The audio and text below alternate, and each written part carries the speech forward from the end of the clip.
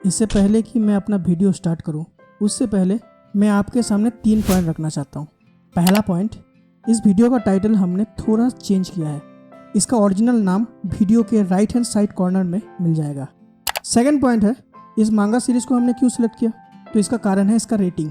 इसका जो रेटिंग है ये 8+ है, तो ये है इसका कारण।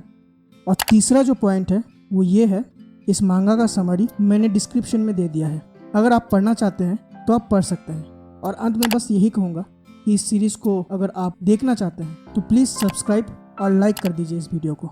चलिए ईश्वर का नाम लेते हुए इस सीरीज़ को स्टार्ट करते हैं। हर हर महादेव।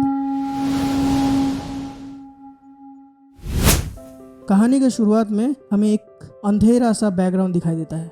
ऐसा प्रतीत हो रहा है जैसे मानो हमारा मेन कैरेक्टर सोया हुआ है, लेकिन उसका अचेतन मन जागा हुआ है। वो सोचता है कि काम तो मैंने पूरा अभी तक नहीं किया, काम को तो अपडेट कराना होगा। ये सोचकर वो माउस को पकड़ने की कोशिश करता है, अपनी उंगलियों को हिलाते हुए मानो कि वो माउस दबा रहा हो। उसे एहसास होता है कि मानो वो किसी कोमल वस्तु को छू रहा है। अचानक उसे एक छोटी बच्ची की आवाज़ सुनाई देती है, ये कहते हुए, मास्टर आप ये मत करें। वो चौंक जाता है। वो सोचता है, अरे ये आवाज़ आई कहाँ से। अब धीरे धीरे उसके आंखों के सामने कुछ दृश्य दिखाई पड़ते हैं। वो देखता है कि वो एक छोटी सी बच्ची के सामने खड़ा है। उसे लगता है कि वो कोई सपना देख रहा है। वो उस सपने को और ज़्यादा फील करने की कोशिश करता है, और तभी फिर से वही आवाज़ सुनाई देती है। अब वो रुक जाता है और वो चौंक जाता है। वो सोचता है, अरे ये तो सपना नहीं लग रहा है, तो फिर मैं कहाँ आ गया हूँ। वो उस छोटी बच्ची को ध्यान से देखता है तो उसे पता चलता है कि उसकी शक्ल कुछ जानी पहचानी सी लग रही है। वो उससे पूछता है, क्या तुम कांग यू लिंग हो। फिर अचानक उसका सिर भारी होने लगता है और दर्द करने लगता है। ये देखकर वो छोटी सी बच्ची दौड़कर अपने मास्टर के पास पहुंचती है और वो कहती है, मास्टर क्या हुआ है आपको, आप मुझे डरा रहे हैं। छोटी बच्ची सोचने लगती है कि मैं अकेली हूँ मास्टर के साथ, और अगर मास्टर को कुछ हो गया तो सारे सेट के मेंबर मुझ पर ही शक करेंगे और फिर सारे मिलकर मुझ पर टॉर्चर करेंगे। फिर कुछ समय बाद हमारा मेन कैरेक्टर धीमी आवाज में उसी छोटी बच्ची का नाम पुकारते हुए कहता है, यूलिंग रो मत, मैं ठीक हूँ। ये सुनकर वो छोटी सी बच्ची और भी ज़्यादा रोने लगती है। रोते रोते वो कहती है, मास्टर अगर आप मर गए तो सारे लोग मुझे छोड़ेंगे नहीं, मैं खतरे में पड़ जाऊंगी। फिर वो लड़की मन ही मन सोचती है कि मास्टर इतने कोमल हृदय के कब से हो गए हैं, क्या मास्टर का दिमाग खराब हो गया है। रोना बंद न होता देखकर हमारा मेन कैरेक्टर हल्के गुस्से में देखकर उस लड़की से कहता है, रो क्यों रही हो अब तक, क्या हुआ। ये सुनकर वो छोटी बच्ची डर के मारे चौंक जाती है और 1 सेकंड के अंदर अपने इमोशन को चेंज कर लेती है। मुस्कुराते हुए कहती है, अरे वाह मास्टर आप तो ठीक है, चलिए अब ऐसे ही रहिए।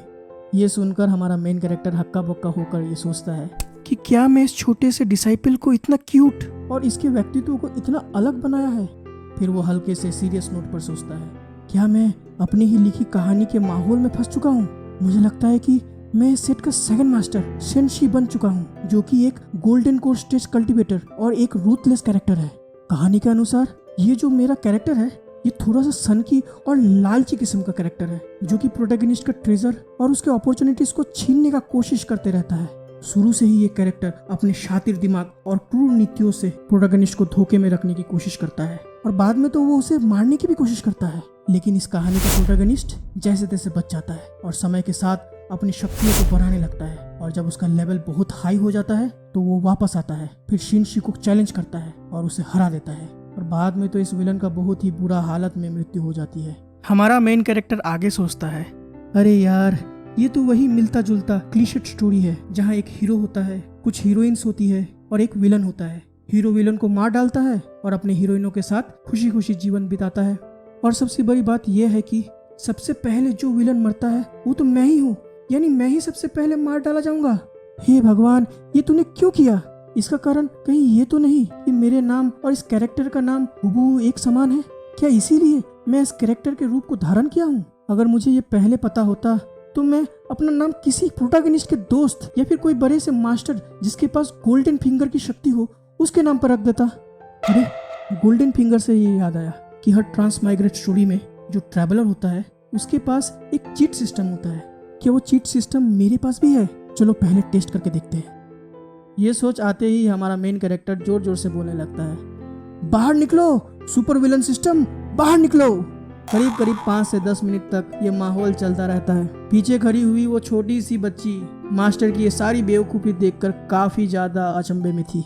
5 से 10 मिनट के बाद भी जब कोई सिस्टम नहीं आता है तो हमारा मेन कैरेक्टर को लगता है कि शायद कुछ और नाम होगा सिस्टम का, तो वो फिर अलग अलग नामों से सिस्टम को पुकारने लगता है। लेकिन इतने कोशिशों के बाद भी कोई सिस्टम दिखाई नहीं देता है। अब हमारा मेन कैरेक्टर को ये महसूस होने लगता है कि इस सिचुएशन में उसके पास कोई भी ऐसा चीट सिस्टम नहीं है जो उसकी मदद कर सके। ये सोचते ही वो अधमरे से हालत में बिस्तर पर गिर जाता है। उसी समय वो छोटी सी डिसाइपल हमारे मेन कैरेक्टर के बिस्तर पर कूद जाती है और अपने मास्टर से लिपट जाती है। अचानक हमारे मेन कैरेक्टर को कुछ एहसास होता है कि समय के अंतराल के अनुसार अभी तक प्रोटैगनिस्ट हमारे सेट में घुसा नहीं है और ना ही उसने मुझसे रिवेंज लेने की सोची है। इसका मतलब अगर मैं प्रोटैगनिस्ट को छेड़ूंगा नहीं और ना ही दूसरे डिसाइपलों के साथ कोई दुर्व्यवहार करूंगा, तब तक मैं इस कहानी में जिंदा रह सकता हूँ और इसी बीच मैं अपनी शक्तियों को भी बढ़ाता रहूंगा और जब प्रोटैगनिस्ट आएगा तो उसके साथ भी मैं अच्छा व्यवहार करूंगा। ऐसे करने से शायद मैं कहानी को चेंज कर सकता हूँ। और ये छोटी सी बच्ची काफी क्यूट है। ऐसे ही बहुत सारे मेरे फीमेल डिसाइपल भी हैं जो कि बहुत खूबसूरत है। अगर मैं इसी तरह से प्लान करके चलूं तो मेरा जीवन काफी अच्छा हो जाएगा। खैर, अब मेरे व्यक्तित्व को मुझे बदलना होगा। मैंने अपने ही फीमेल डिसाइपलों के साथ काफी दुर्व्यवहार किए हैं। अब इन सब चीजों को मुझे धीरे धीरे बदलना होगा और उन्हें एहसास दिलाना होगा कि मैं बदल चुका हूँ। ये सब घटनाएं हमारा मेन कैरेक्टर सोचता ही रहता है कि तभी उसे बाहर से एक आवाज सुनाई देता है, मैं मास्टर की डिसाइपल यानहू आपको कुछ बताना चाहती हूँ। और यहीं पर हमारे इस कहानी का पहला भाग खत्म हो जाता है। कहानी को अगर आपको कंटिन्यू रखना है तो सब्सक्राइब के बटन को दबा दीजिए, बेल नोटिफिकेशन को ऑन कर लीजिए ताकि सबसे पहले आपको इस चैनल की सारी वीडियो मिल सके। And if you like this video then please press the like button ताकि हमें भी इसी तरह के वीडियो बनाने में और भी मजा आए। आज के लिए बस इतना ही, फिर मिलते हैं किसी और वीडियो के साथ। तब तक के लिए नमस्कार।